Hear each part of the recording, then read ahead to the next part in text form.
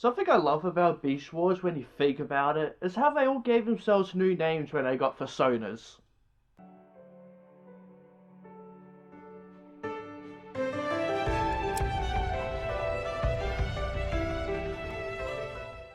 Hey guys, Blazie here, and welcome to my review of the first season of Beast Wars, which came out in 1996 and went for 3 seasons until 1999. For now, I'll be talking about just the first season.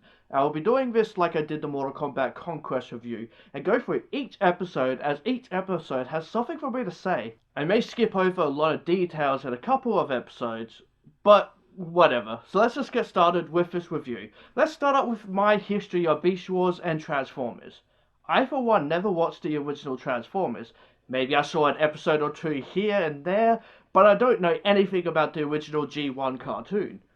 They refer to it a lot as G1, aka Generation 1, so I'll refer to it as that now and then. But yeah, never saw Transformers. The only Autobot Transformers I watched was the Michael Bay movies up to the third one, as who could be bothered watching more than that, am I right? In short, I don't know the lore, because goddamn there's a lot of lore, and just a lot that happens within like countless spin-offs and comic books, continuing the story in different ways. So I apologize if I don't really know characters or things that happen within the story.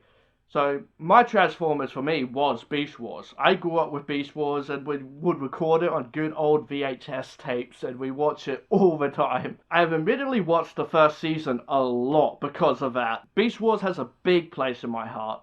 And with the Kingdom series that's on Netflix at the moment, bringing back Beast Wars characters, though in its own lore and story and all that kind of stuff. They've been bringing out figures of the original characters, though designed like they are on the show, but I've still been buying them, because hell's yes, I did a whole stream where I tried to turn them into beast forms, and that was kind of a disaster, but I bought more figures since then, so yeah, go check out that little stream of mine. It was a bit of fun. Like it's still uploaded onto YouTube. It was fun, it was dumb, but yeah. So with them all coming out and news that the Beast Wars character will appear in the next movie, which is very intriguing to me, that's for sure, like to say the least, I thought it was time to revisit a childhood favourite that has one of the greatest opening themes ever.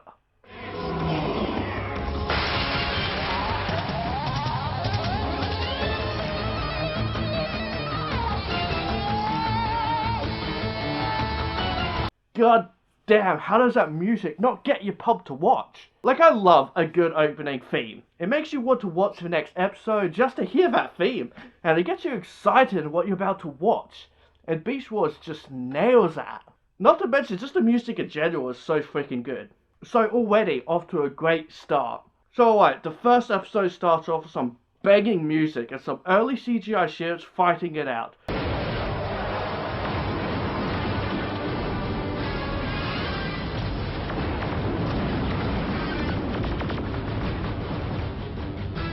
But here's the thing, it still looks cool. Yeah, it's early CGI, but it has just a unique look to it. And especially with that music and the sound effects, I love some of the unique sounds they use in this show. This is still a cool, tense moment, and I like they never show off the characters in their like pure robot form. It's okay, it's because they probably didn't make the models, let's be real here. Because there was just no point in making them for a very quick scene, so it's kind of genius when you think about it, what they did here. So in this show as well, the Autobots are called Maximals and the Decepticons are called Predacons. And why? Because this takes place hundreds of years after the big war. And so basically the Autobots are just their ancestors. So even though the leaders are called Optimus and Megatron, they are not the same characters. So the Maximals get shot down and they release these stasis pods into orbit, which you learn are actually Maximals in, well, stasis. I didn't know what that word meant as a child, so now, like, it's like, oh, that makes perfect sense. It's an easy way to introduce new characters by just dropping a stasis pod onto a planet. So yeah, just like the music, the action, this is a great opening scene as the Maximals then blast the Predacons and two come crashing down onto the unknown planet.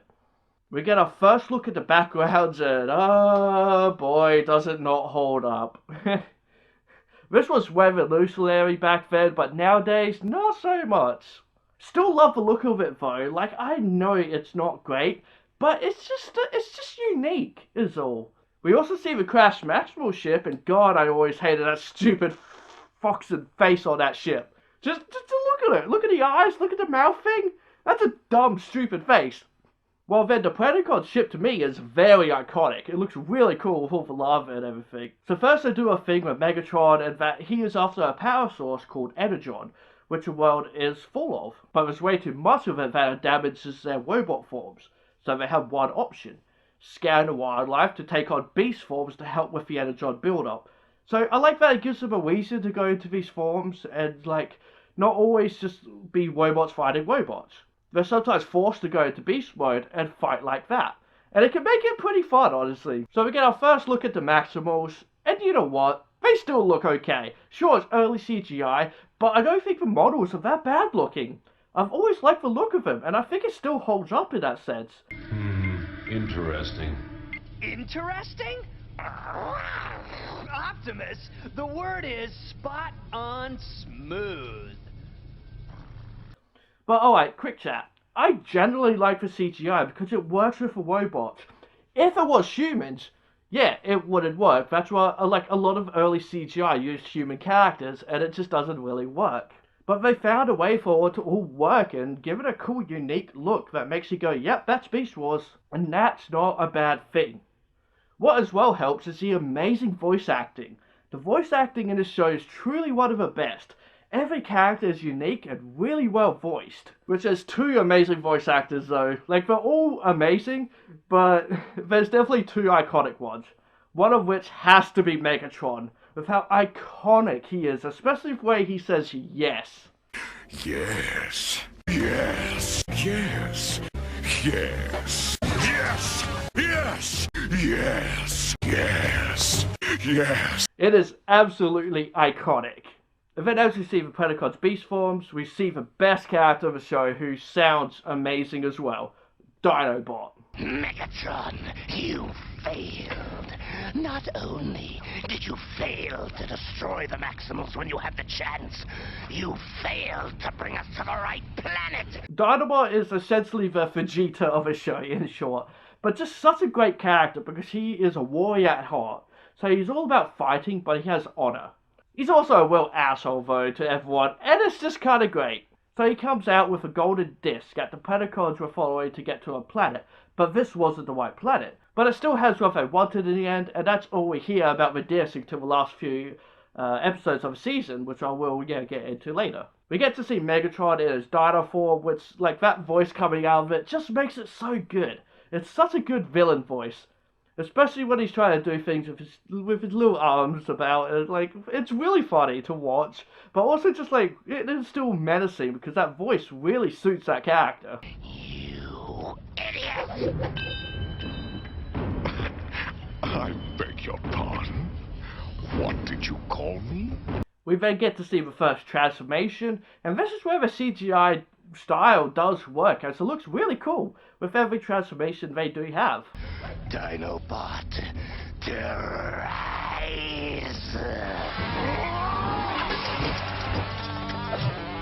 Again, I don't find the CGI to be distracting, even if the scene looks like something out of a Nintendo 64. So Dinobot gets angry at Megatron for failing to bring them to the right planet, and decides to try and take over. It doesn't go very well.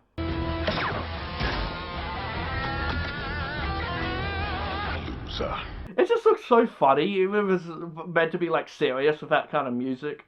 But then again, Megatron then calls him loser, so yeah. Though this is also what happens with a lot of, like, the jokes. A lot of the jokes come from them being blasted away or into the walls and all that. And honestly, it never gets old.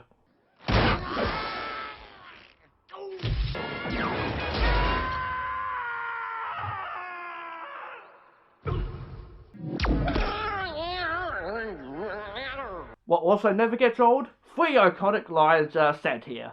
Well, that's just prime. So, this is your first day on the job or what? Shut up, Rat Trap. We're all gonna die. Here's the thing that I do love about the show. The characters. Cheetor is my favourite. He's like the kid of the show. He's young and reckless and will want off and do his own thing. You got Rat Trap, another fav, who is extremely sassy. I really do love, like, not only the voice, but his attitude. Never wanting to help, but gets roped into things. And Optimus is great too. Like, he's a simple leader type, but I like that he has this very joke side to him that is really funny. And then Vidox is a big softy type who just likes to smell flowers. But he also has two giant guns that are pretty damn cool. On the plant side, we got Megatron and Dinobot, as I said, are great. Then Scorpinock, the second in command, that's very loyal to Megatron. Pterosaur, who just wants to be like the leader and is considered a traitor a lot. I do generally like a lot of the gags with him though. Tarantulus is the techie one, but is always up to his own schemes and seems to always know more about what's going on than others, and is generally a fun, though creepy villain. And then we can't forget about Waspinator, the joke of the group. While originally it didn't start off like that. In fact, the animators hated the way they decided to voice him, as he then took up too much screen time. Waspinator under attack! Waspinator engage enemy! Waspinator terrorize! So they then decide, hey, why not have him get shot all the time so he wouldn't be talking? And because of that, he became the best joke character in the series, and you just can't help but love him and feel sorry for him. So that's the characters for now, and back to the show and see Cheetor being excited in his new form. As I said, he's a kid, and decides to just run off on his own, showing his speed, and seeing a few other cheaters in the process. And we get this scary ass scene. The name's Cheater. What's shaking, cats? And oh lord, the background, the grass, the rocks, the tree. Oh lord, you know what though? It's got a style. And that style is PS1 graphics. And I like PS1, it's my favourite console, so I don't care. And after that, Cheetor runs into Waspinator. Or, as he says... The way those two reacted, that's no natural life form.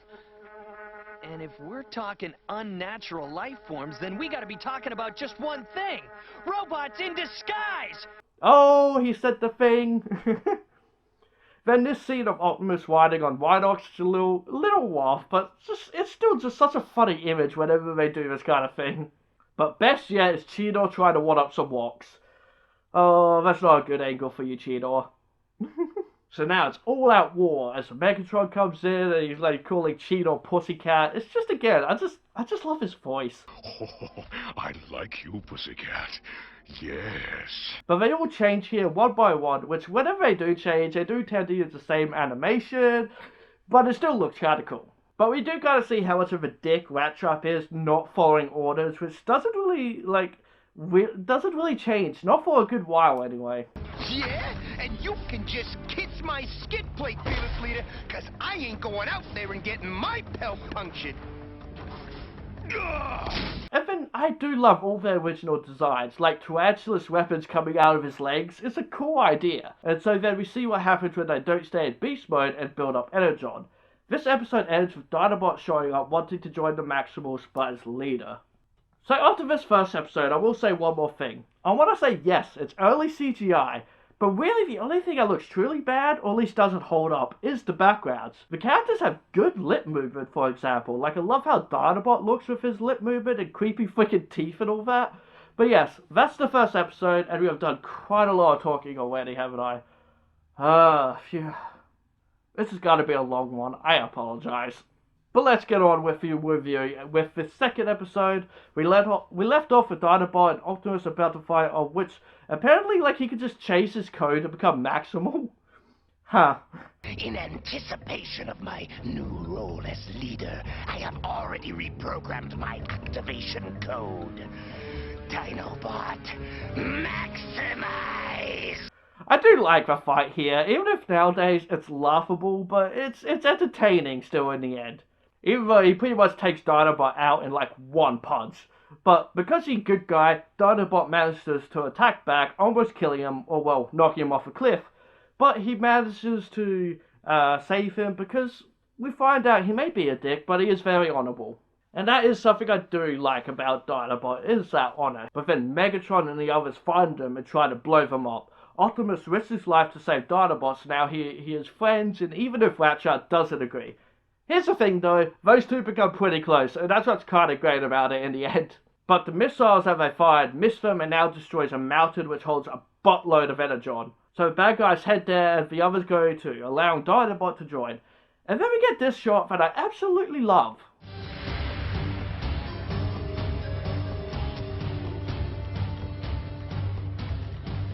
It's simple, but with the stomping and the camera shaking going along with the music, it's so smooth.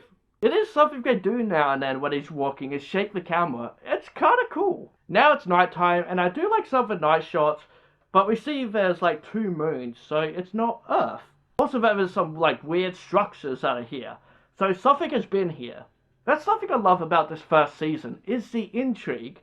There's a mystery to this world they're on. Also love a show showing just how tiny Rattrap is with Dinobot next to him. Always the tiny ones that are the most sassy. So they end up reaching a mountain and just like Megatron popping up and he wars. It's clearly Dinobot's war though, so I'm not sure what happened there.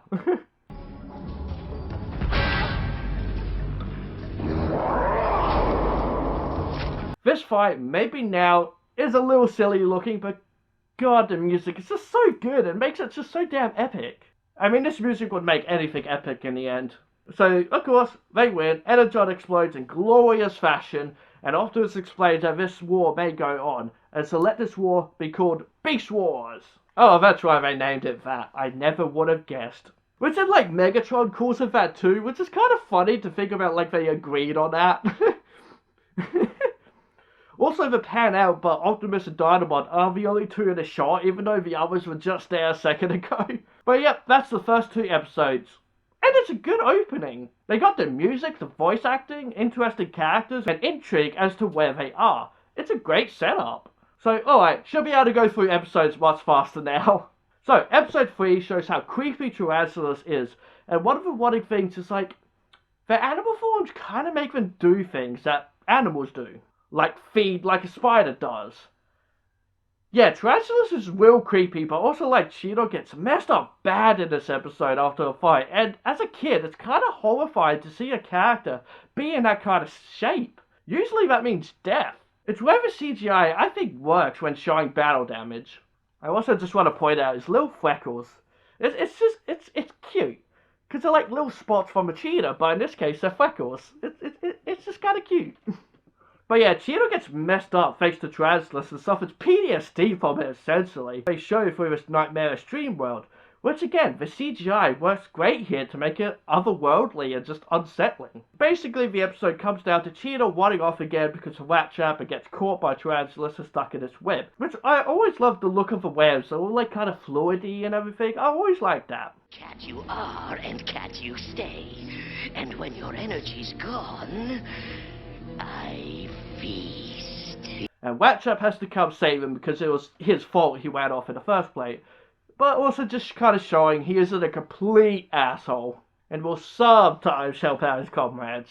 I have seen this episode like 100 times now, so I remember all the sounds and everything, especially this epic moment. Game over, vermin. Give my regards to the Inferno!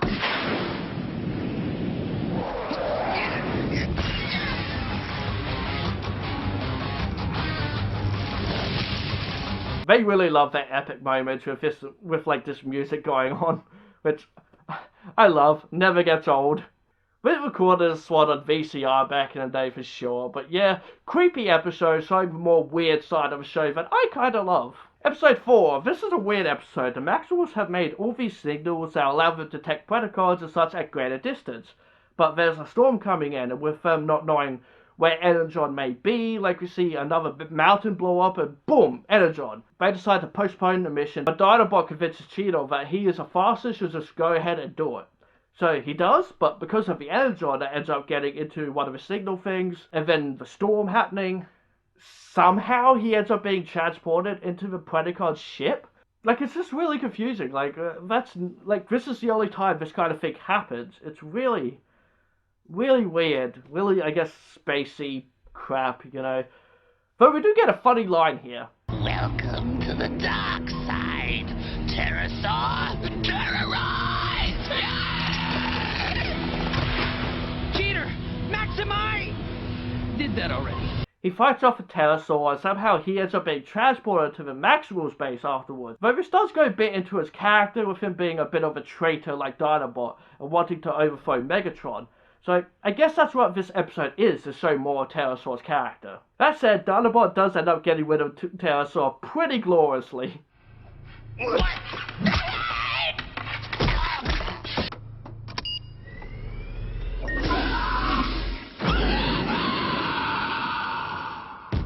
We also get a better look at the Predacon base and how they generally have flying platforms because underneath them is all lava from where they crash. It's honestly a really cool looking base. I also noticed here, and part of why I love Cheetor, it's just the stupid faces he pulls now and then. All part of being perfect. But yeah, weird episode. Episode 5, they go to the stone structure they saw in the second episode, which I appreciate they didn't just see it and not do anything. Something I do love about the show, everything generally does matter and they will foreshadow things. The Preds show up and destroy part of the structure that was hiding these crystals that they think will explode but end up sending out a signal out to space. Again, there's a mystery here. It just makes the show that much more interesting. I do enjoy a bit of mystery in the end. But it does indeed summon the ship down. We see how they're healed with Dinobot coming out of a chamber thing. Maximal torture chamber. And the Predacons have this weird bar thing they come out of. So this is like an alien probe ship, they call it, that comes down and takes in Optimus. They think he's dead, which I do like them arguing over who should be leader. You've been messing with the wrong mouse, chopper face. Wait, we're not Predacons here. But then they hear Optimus talking over radio and that he is indeed alive, just for some reason not able to do anything. The probe had taken his body to pretty much scan and find out who they were. Maximals go to the probe to keep it safe while then the Predacons show up. We get to see Rhinox use his weapons for the first time, and it's pretty badass.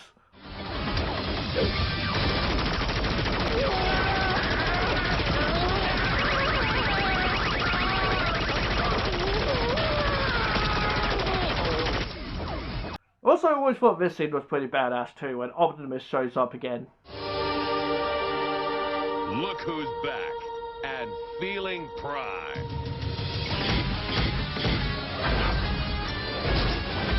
And also seeing the probe open up, again, the CGI makes it just so otherworldly and creepy. It's uniquely cool. So when the aliens are done, they just kind of fly off and that's it. Honestly, an intriguing episode, leaving you with just like an uneasy feeling. Episode 6 starts off quite traumatizing with Pterosaur legit eating a bird whole.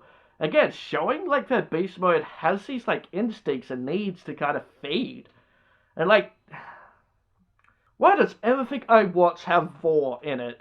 I need to put that on a shirt.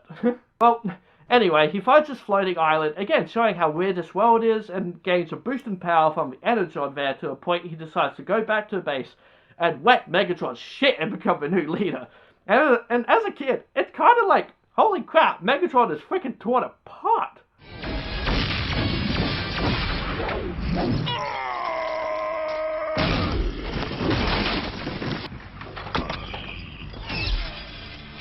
Well, that was unexpected. There's at least no way Pterosaur is coming back after this, right? So now he's in charge, but Cheetor did see the floating mountain, so Optimus and Rattrap go up there to see what's going on. And sees Pterosaur get this boost, but then Tyrannosaurus is there too. Rattrap and Tyrannosaurus fight, but just in beast mode because of the energon buildup. And it's kind of hilarious, especially just the noises he makes.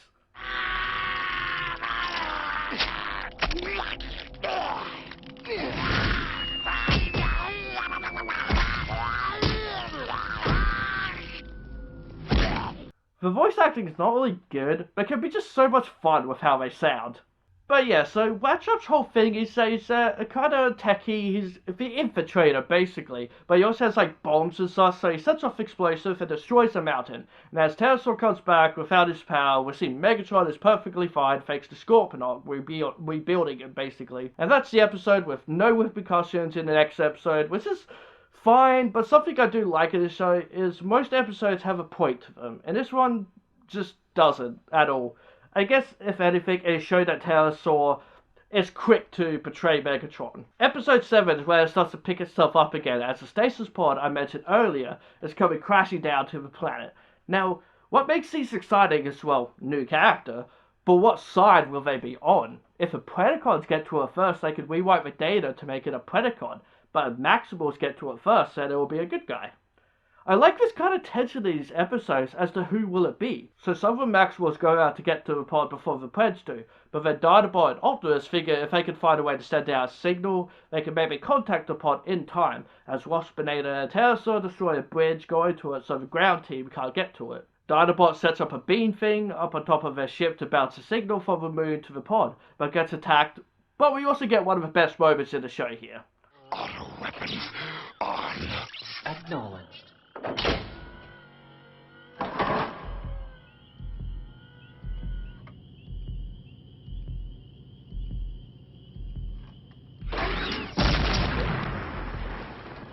Also, really showing his honor here because Optimus was damaged, so he can't get to the pod. So he's in like the little chamber to healing up, and he has an opportunity to destroy Optimus, as told by Megatron.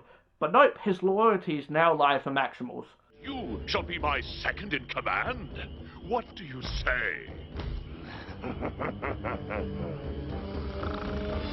Eat flag! They managed to get a signal out to activate the stasis pod's DNA scanner, and so we do see like a white tiger here and there. After the signal, there's two just hanging out. That Megatron later threatens to shut the Maximal up as they finally show up. Megatron then opens up the pod, but it's empty. It turns out one of the white tigers was the Maximal, who then transformed, and it's just a copycat of Cheetor, really? But whatever. Where is the Maximal? Right here. Tigertron! Maximal!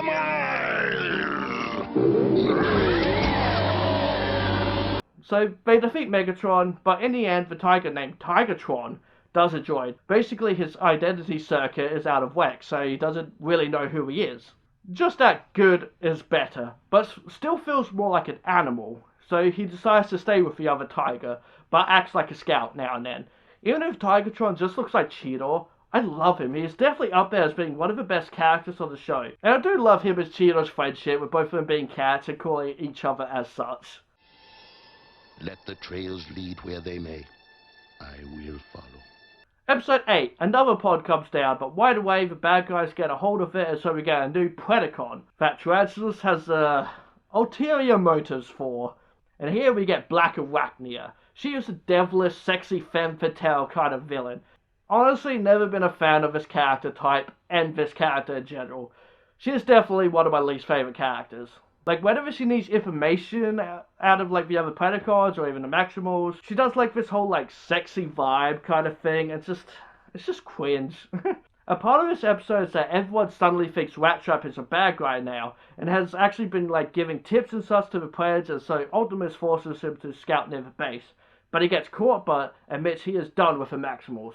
And I do like Pterosaur introducing him and his little wave. I present you my lieutenant, Rattrap, with the... Also, once again, Pterosaur betrays Megatron and disables him to become a new leader. Megatron's so useless how many times this happens to him, but he does nothing for Pterosaur in the end. But yeah, it turns out he was just infiltrating the base, as that's what he's kind of designed for, as I said, as I found out the Preds have tampered with their communications. We get this weird scene with another Wap showing Rattrap away. I mean, I like that animals just kind of accept them and don't even, like, freak out when they, like, see they're not just a Wap. And, like, the tiger accepted Tigertron, even after he changed. It's kind of cute, I guess. Also, Tarantula spots Rattrap here and goes to transform, but gets blasted away, showing we're kind of vulnerable in that state. But it's just kind of hilarious. So, the juicy rat has been running his maze. But not for long, tarantulas. The problem with this episode is that it's an introduction to Black Arachnia, but she doesn't do anything besides, like, right at the very end, we get this, like, little Terminator-like moment showing, like, her fighting style.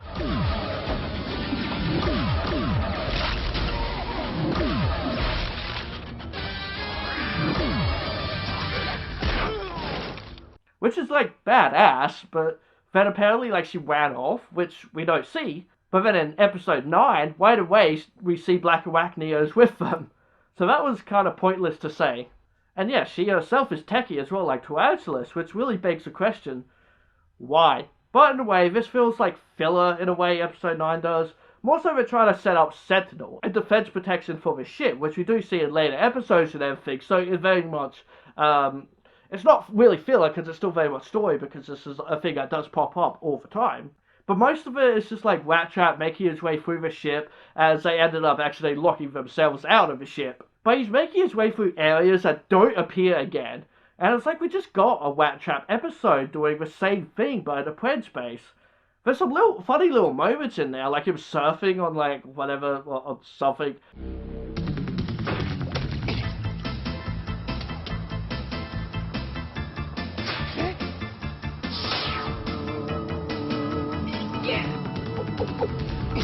And like even like towards like the end of it, like he looks like he dies. It absolutely looks like he dies. And like it looks like the episode would just end. Like damn guys.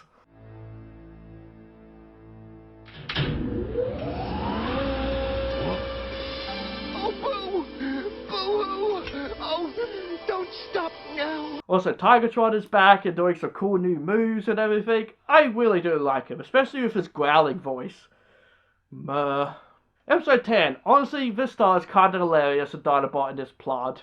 There is nothing you can learn from this worthless weed.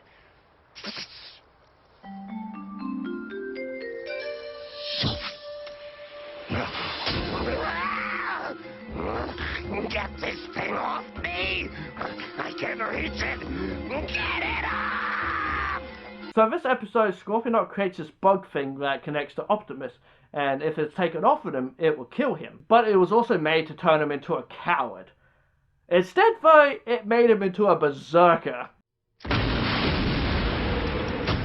Alright, who wants some?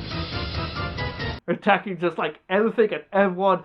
And I love that Dinobot just wants to give him a bunch of weapons and just send him out there to the Prince base. That is hilarious. I would have loved to have seen that specifically. This definitely feels like filler, while also being a great episode, because this is how Optimus being like a Terminator in this episode once he visits the Prince base.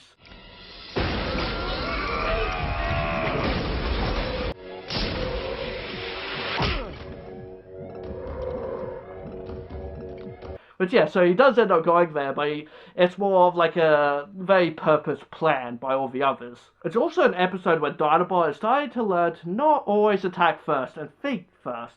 And this episode does start to show the bond between Cheetor and Optimus that I do like. Example is that him calling him Big Bot. I really like that he calls him Big Bot. I like all the little nicknames they have for each other. Episode 11, we briefly see Cybertron in this episode as a like, where the hell are they? Well, time to send out some probes. So it's all about trying to connect to the probe, which of course doesn't end well. And that's really all there is to talk about in this episode. Not a bad episode, it's just kind of pointless. Okay, like it still makes sense in a story narrative to send out a probe and such. It's just nothing much really happens. Episode 12 definitely feels like filler. This time the bad guys look as though they destroyed themselves, so the Maximals go to the base and take part of their ship to power theirs, so that they can actually leave the planet. So 2 episodes back to back of them, like, almost leaving. That's a little, it's kind of like, yeah, the Rat Trap thing of, like, having 2 episodes of Rat Trap. It's kind of, Though Dinobot decides to stay behind, as he doesn't feel like he'll be welcome, because he's still a Predacon, in a way. But it turns out the bad guys had basically tripped over, like, yeah, tripped. That's what they say, over camera wire, so they realize they were being watched. So then they faked their death and now attack the base while they're about to take off. Though partly because Dinobot discovered what was about to happen, but still, it's really odd timing. I don't really understand what their plan was there. In the end, the ship fails to fly. This episode kind of has some comical moments in it, like Pterosaur going mad. You all make me sick! I can't stand this any longer, Megatron! I've got to get out! And the Superman moment at the end. Look! Down in the sky is a bird. Maybe a plane. It's Optimus!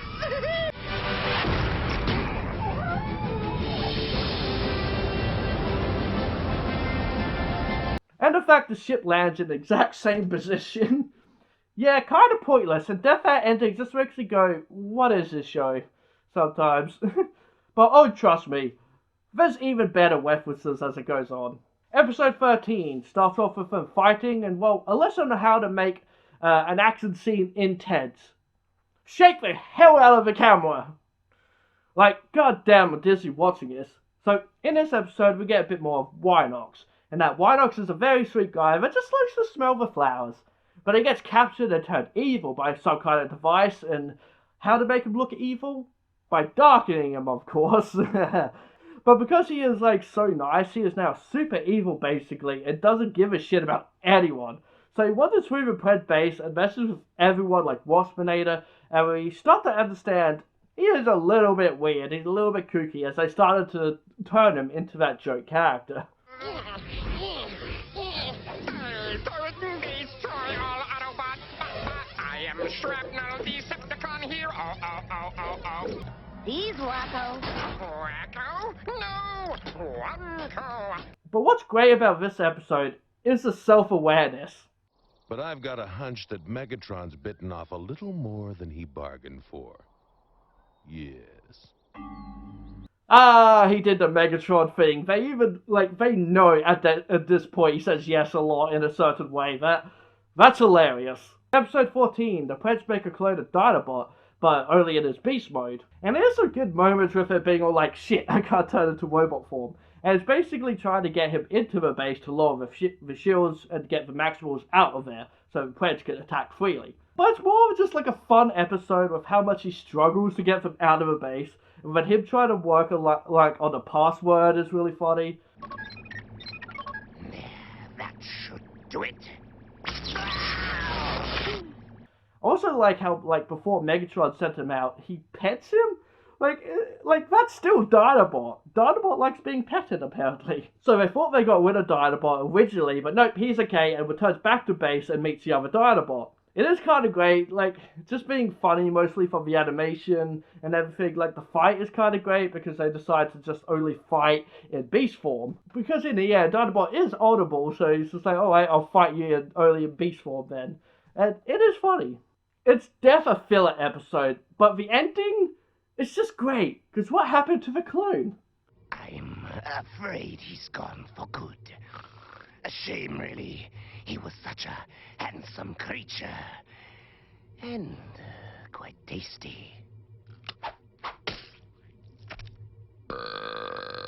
Cheeto's reaction is great, but then Optimus is just legendary. You're disgusting.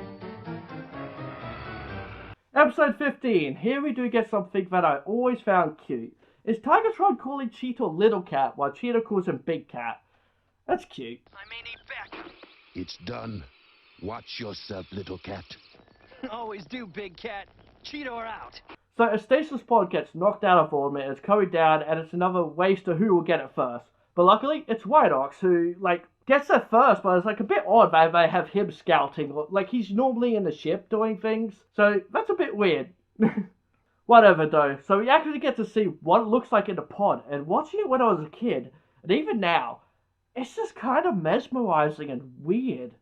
You expected this robotic form, but it's something much different, at least at this moment. And as they call it, it's a protoform. And then, the sounds as well. I love the sound effects in the show. It's always interesting, so unique.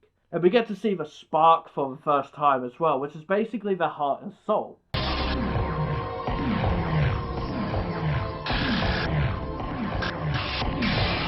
And as Cheetor arrives, we get a better explanation from Vitofox as he does something to Cheetor to help him, recover the protoform that is dying. But yeah, I just love these weird, trippy moments the show has sometimes. So where the CGI looks great and just really interesting. So basically, the protoform is in a stasis lock kind of thing. It's kind of dying. It's trying to heal itself in kind of way or something. It's very, spacey and kind of confusing. Very in-universe kind of stuff that you gotta understand. Though Vitofox does manage to heal up the protoform, and we see its actual form. It's basically a blank slate, but also a way for it to stay in stasis until woken up again.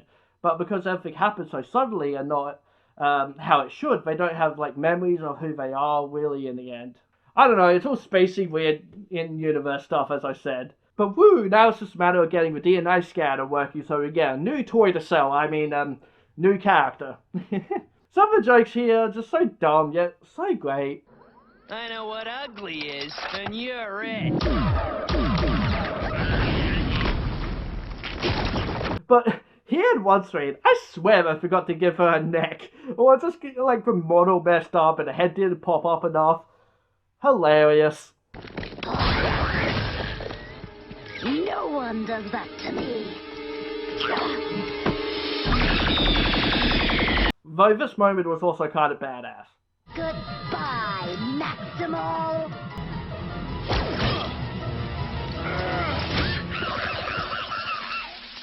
So finally we are introduced to the new Maximal, Airwazor. I always did love this character, love their design and intro and voice acting. This was a great episode, it got a great new character.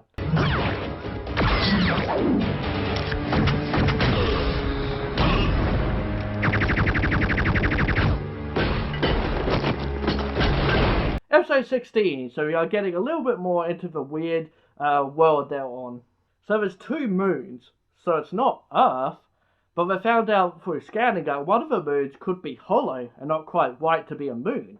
And it gets weirder as Tigatron is scouting and gets attacked, falling through a weird cloud and find out it's basically a flying island of sorts with this big dangerous tower. We see how dangerous for Waspinator and Pterosaur who are attacking Tigatron.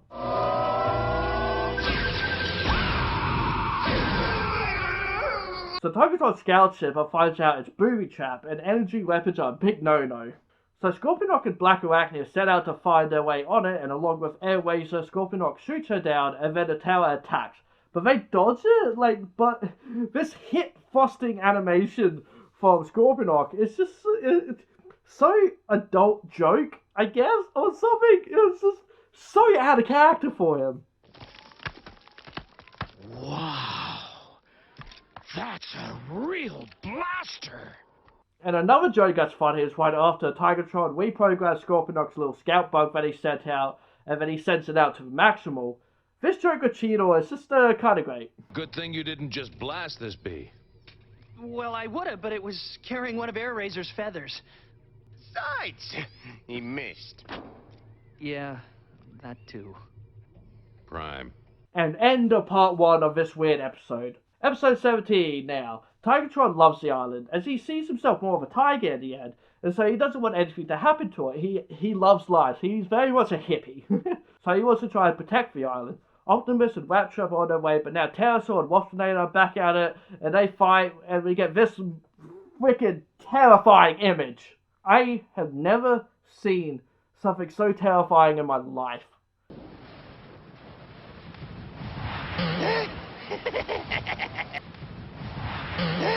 Jesus Christ, burn it to hell! They have done this kind of bug-eye thing quite a lot. There's a very, a lot of Looney Tunes-esque kind of weird little animation things they do.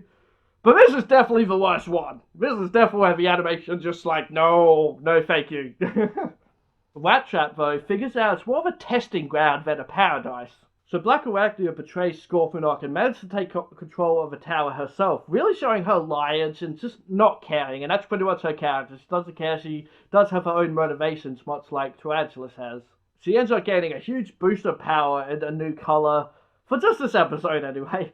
She decides to take the island to the Maximal's base, but is taken down by Tigatron. I love the music here as well.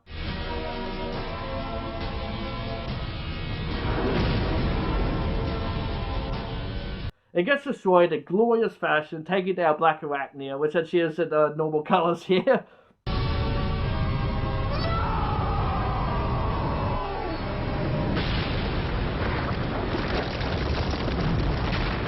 But after, it does send out a signal to one of the moons that has a similar building on it, and then sends a signal further into space, adding more to the mystery of it all. Though Tigatron still calls it a paradise, and that it was a gift to them, but then destroyed it, aka... gotta be some pissed off aliens. Episode 18, there's a stasis pod coming down, which Tarantula seems very interested in, and it even messes with everyone's systems. Though we also see Black Arachnia is here, nothing came from the previous episode. Yeah, this kind of happens a lot, honestly. So the intention was to kind of create another spider. Tarantulas is such a hoe. But again, a fire ant to be exact, as I will explain a bit more later. And his name is Inferno. I remember loving him as a kid. I think because I owned the toy, and it was a really cool little toy. And, you know what, I still kind of do love him. I love his design, the way his gun looks was always really cool, and his voice and his screeches, and the way he flies, but more importantly, the fact he is an ant. Spiders! Dare invade the colony! Inferno! Terrorize!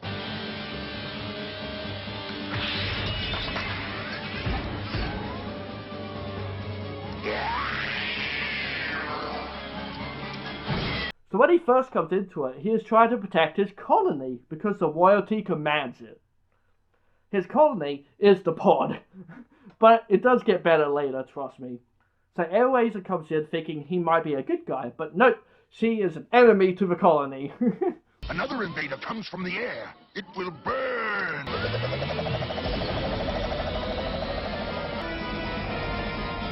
As Cheetor would say, that flight mode is ultra gear. And then like Tarantula seems more interested in the pod, so that's kind of a little bit interesting. But why though? Well, we find out right after this interesting little shot.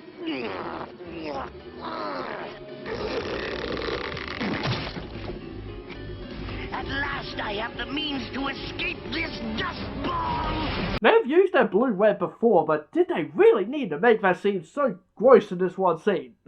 But yeah, he seems to really want to leave the planet. That's his whole thing. He wants to just get the hell out of there. Black Arachnia ends up taking down Airwazer, making Inferno believe she is on his side. But he ends up following after Tarantula, stealing his colony. But in the end, it ends up being destroyed. But it's okay, because he gets a new colony, the Predacons. He calls it his colony, and Megatron royalty, which is just kind of funny, but oh, it gets much better later. And Megatron's reaction to him is kind of great.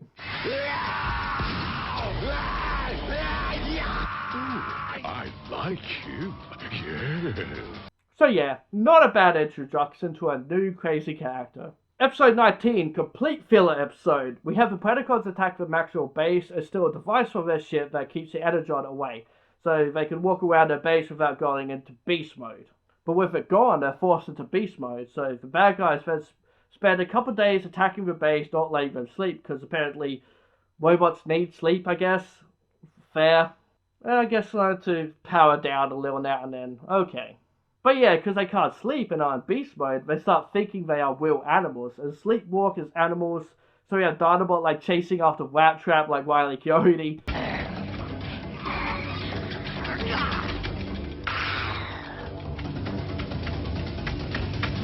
You would think, like, an advanced species wouldn't have this, like, weird programming where they become the creature that they're just trying to pretend to be. Oh well, but we do get some weird shit with Megatron as he goes out hunting.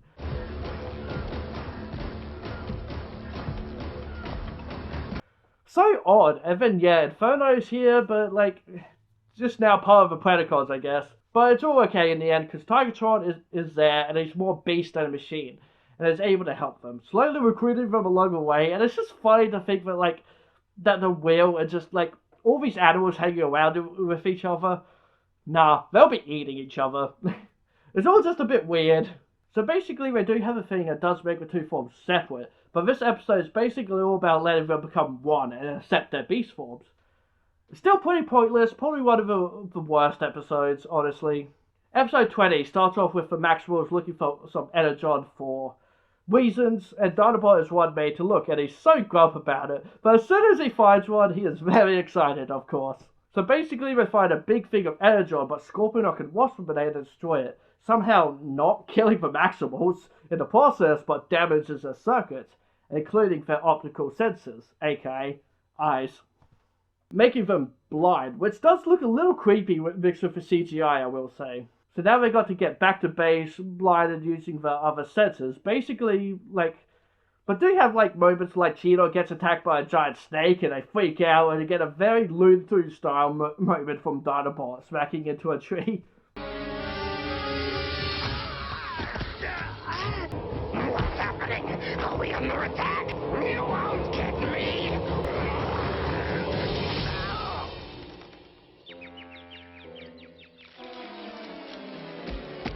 We also see Warlock doing some yoga as he helps the Maximals to aim. Yeah, this is very much a filler episode. Definitely, again, one of the worse ones. Like, it's still funny, like, it's still entertaining, but there was no point to it. Episode 21 starts off with seeing a spark out of space coming down to Earth during a thunderstorm. Then Waspinator, of course, gets possessed by the spark, and it just happens to be Starscream from the original show. Now, as I mentioned, I never watched the grow up with the original show. I never really know who Starscream was when first seeing this. I knew he was an original character for what they showed like little clips of him and everything, and like the way they do that is really cool. I love like the little thunder effect and everything. That's a really cool way to show it. But yeah, something you have to understand about Beast Wars is that it's the canon continuation of the original G1 Transformers. So this is the official original Starscream. Because basically, like, Starscream, for some reason, like, I don't really know of, his spark is indestructible. He can float around and do whatever he wants, basically, and it is unkillable. But yes, in short, I don't understand the lore, and had to Google this kind of stuff for it to make sense to me. But I've watched Beast Wars several times without knowing all this, so that is something that is good about Beast Wars, is that it still does, for the most part, hold up on its own. You don't really need to know all these characters. I mean, the show does its best to explain characters and things, like even Black Arachnia explains the Autobot War, when you would think, because, like, apparently that went on for millions of years. For, like, what I saw on Google, it looked like they'd been going on for millions of years. But you would think they would then, like, know about all of this. But having to have Black Arachnia explain it, it's a bit weird in terms of, like, why, like, in the world, like, she has to explain it.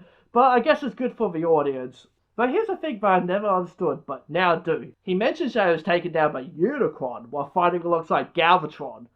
Who was Galvatron? That's the part that I never understood. I just figured it was another character. But that's Megatron in a resurrected form. He got a new name. It's a bit odd, but whatever. I never understood who that was, but now it all makes sense, but only because I did a little research. Because at every other time, they still refer to him as Megatron. They don't really refer to him as Galvatron, even though, like, he was Galvatron for a very long time. And from the looks of it, like, he was still alive. Like, apparently, like, I think Galvatron was never destroyed at the end of the show. And so, you know, he lived on as Galvatron.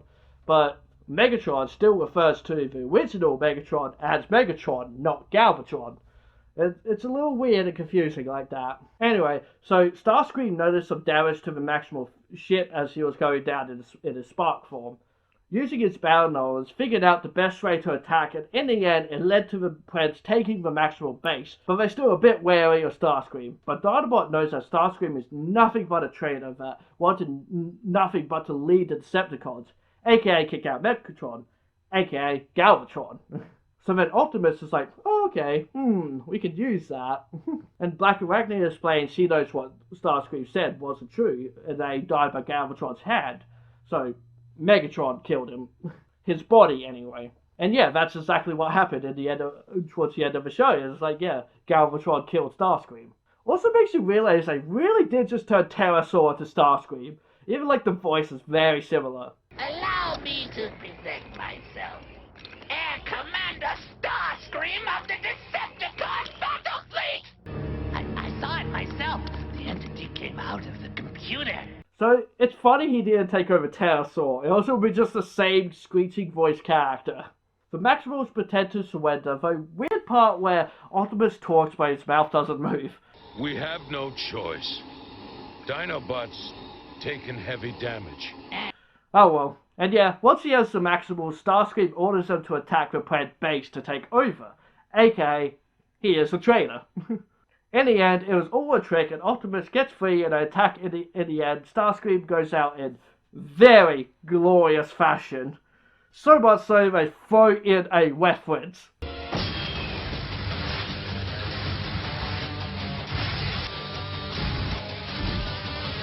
Hasta la vista, Starscream.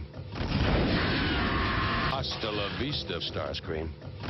He even has foxing glasses that come down for a second. That is amazing.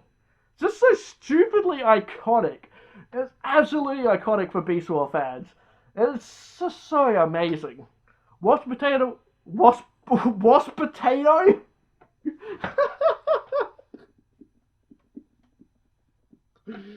Washed potato.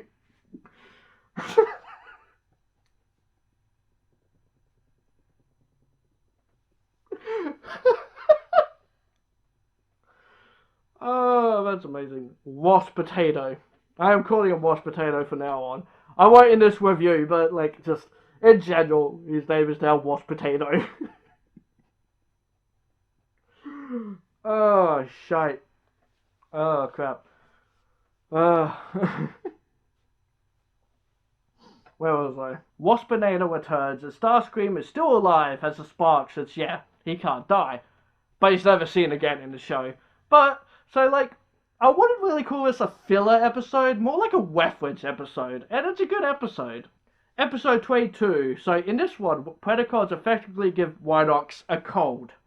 One that will kill him, and others, but effectively a cold.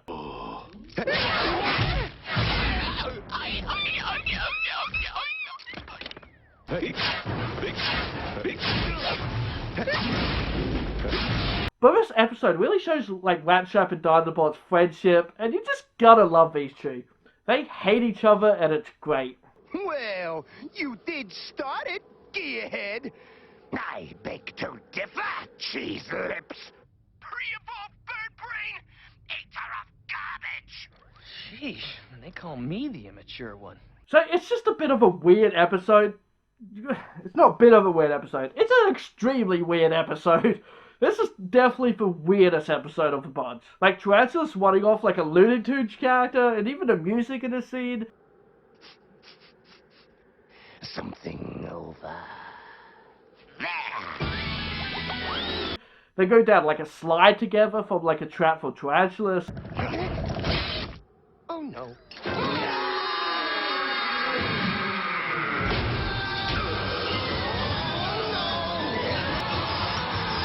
They even give shit to Megatron talking to himself.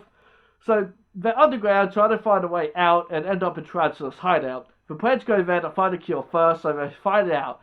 And then like the Maximals along with the sneezing Rhinox come in. But why is like Airways are down on her knees like Optimus is this amazing hero like poster, James Bond kind of girl or something? It's so weird. I really don't know.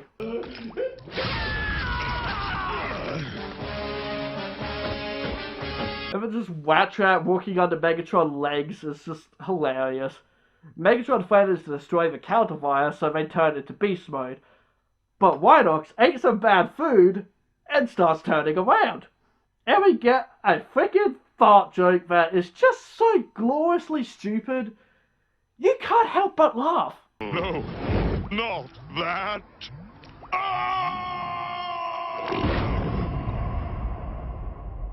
Yeah, this episode is so damn stupid, utterly stupid, but because of that, it's a great episode.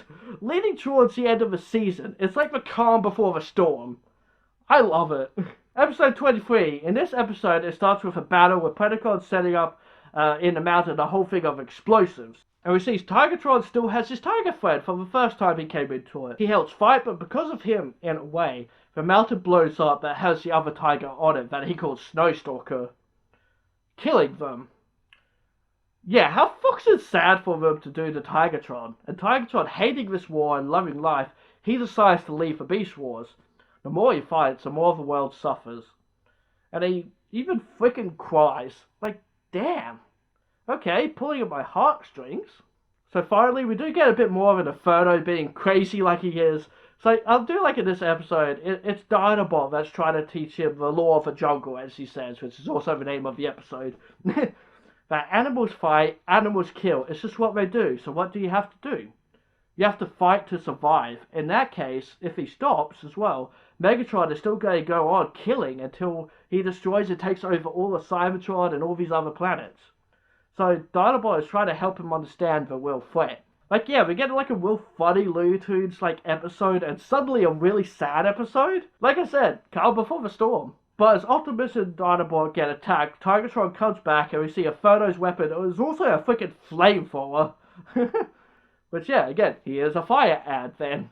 Which then burns, pissing off Tigatron, but also making him realize he needs to protect the world. Episode 24, strange things happening in the mountain, but more importantly, One strange thing is we see Megatron's dinosaur head moving while he's sleeping. That is just confusingly scary. But then, okay, so I think this is the first time it happens. I didn't catch it in other episodes, because I know it's a running thing, and it's great. Inferno not only calls Megatron royalty, he calls him his queen. Yes, my queen. I wish he wouldn't call me that. Because he is the queen of the colony. That shit is hilarious. But yeah, so the strange signal was founded by Inferno, and it was another golden disc, much like the one that was in the very first episode. Because of this, Megatron calls on a truce to the Maximals, really showing his priorities. Tarantula steals transwarp stuff, you know, spacey words, and just seems to want to get the hell out of there still. He really, knows something is up, something bad. Also, we see Megatron now petting his dino head, so it's alive. It has sentience. It's just a head. What? Later, brushing its teeth, and then he's chilling in a freaking spa tub. And then, later he, starts coughing as he laughs. Please tell me that it's just a voice actor coughing in that take.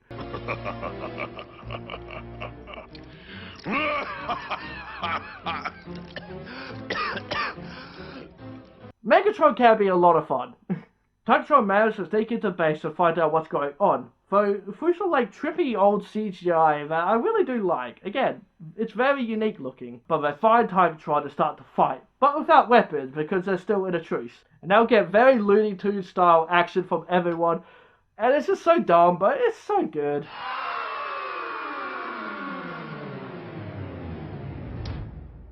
For example, Pterosaur running right into Rhinox's ass, and then Rhinox sitting on his crotch and shaking his ass. I guess that's one way to deal with war. Peaceful. Very peaceful.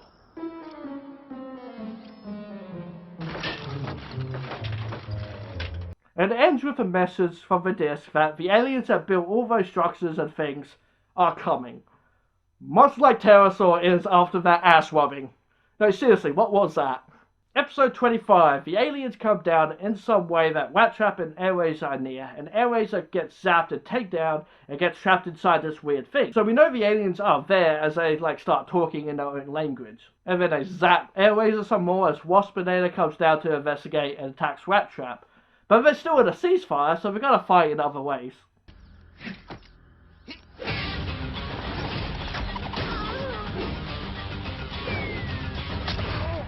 Kicking them in their wobo nuts. Problem is, you fight with a rat. You better fight dirty. I wonder how that works in terms of why does it hurt getting kicked there? Is it Zootopia logic that there are bits there, but it's a cartoon so they don't actually show it? It's just funny to think about is all. And then we get the bane of my childhood existence. Wobo Noggy. I haven't heard that word in such a long time. Me and my brother used to give each other noggies all the time, but more importantly, Wobo Noggies.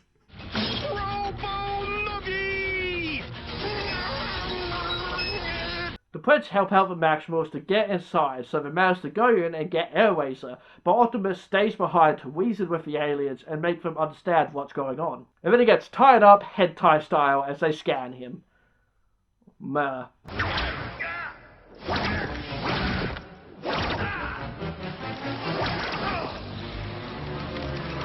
Though as Airways and Rat Trap make their way out, the Prince aim their guns at them, effectively ending the ceasefire. While that's going on, Tarantulas and Black Arachnia make their way to the Maximals base to try and steal a stasis pod so they can leave. Though they have a device to bypass their shield while then Inferno is then following behind on orders of Megatron, but he then gets locked out. So he just digs his way under. Really? That's all it takes? So suddenly, BAM! It's a unicorn! Nah, but as a kid, I really did think that. I never really understood all this for a very long time, to be honest. But if you just listen, with your ears, which mine don't work, I guess, they do say they took that form because he was an authority figure they found after scouting Optimus. I mean, sure, he was also an evil dick, so smart form to take. But also, like, it's just a cool nod, like, with his floating head, which is all that's left of him in the lore. From what I know, anyway. So we talk about the Preds and Maximals have ruined a project they are working on, in short. This whole planet is just a project to them, but they ruined it. So they have one option, start again. AKA termination. This angers Optimus and he manages to escape. A signal thing comes out of his thing, going all the way to one of the moons, revealing it to, I guess, be like a weapon of sorts.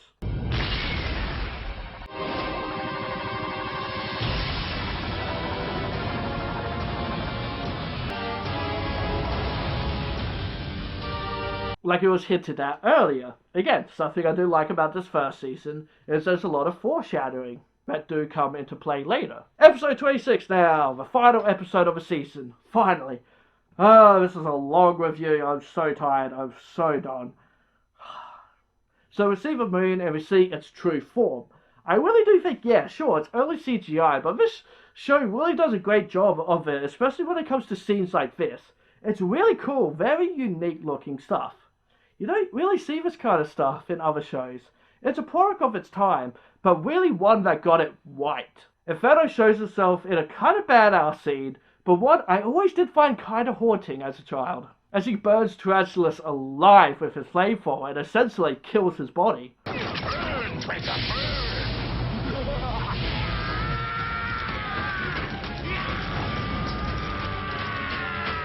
The Maximals arrive back to base to see Vidox and Dinobot stuck to the ceiling by the spiders. Black Arachnia tries to download Tarantula's fires, but going to his head, which then gets in her head. So the weapon moon thing goes off and basically is going to set off all the energon, which would basically make the planet explode, while also setting it on fire. But I really like how Megatron is basically getting Optimus. He is loving the aliens. What sheer ruthlessness! What disregard for sentient life! I rather like these aliens. But it's because he is positive his own little scheming plan will work. So if a captured Black Arachnia telling what's been going on, Optimus is going to go on to like a suicide mission. He's going to go up in the ship Tarantulas was working on and basically turn it into a transwarp bomb of sorts. But since he is a flyer, he should theoretically be able to get free of the blast in time if he goes up there. I like here everyone is wanting to go on the mission, but then Optimus looks over to Wow Trap and is like, well, what about you? I do like that. And then this moment with Black Arachnia always makes me laugh because how sudden it is. Maximals always talk such slop. My sentiments exactly. So Optimus is in the ship going up, but as he goes to eject, he is unable to. Megatron took control and is not letting him out, claiming he has now won the Beast Wars. And we hear Tarantula's voice coming out of Black Arachnia, which is kind of haunting. Too late. Goodbye, Optimus. Much like how Starscream did with Waspinator. But then this shit is very haunting to me. It still is. Optimus does go right into the alien weapon, screaming out Megatron. 7, 6, 5, 4, 3. And then as it explodes, along with the weapon, it goes silent. And then we hear his haunting scream. And that's the end of Season 1. And damn did that leave an impact on me. 0.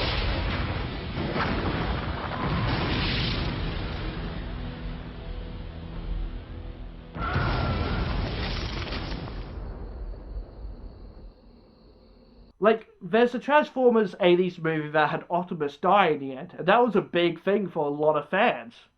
This here's my Optimus death. Yes, it says the end with a question mark, but so the show will continue, but with him, who knew at that time? Because as we saw, he legit blew up, holy crap, that left such an impact on me as a child.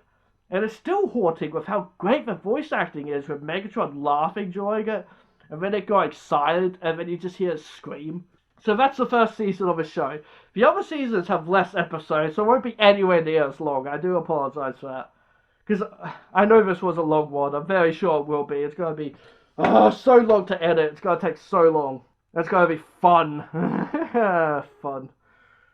so many hours, so many days, probably. But alright, what do I think about this all in the end? Well, to me, this first season is easily 10 out of 10 Foxes. Easily. It's got great music, great sound design, great voice acting, with some fun characters and interesting things happening throughout the story.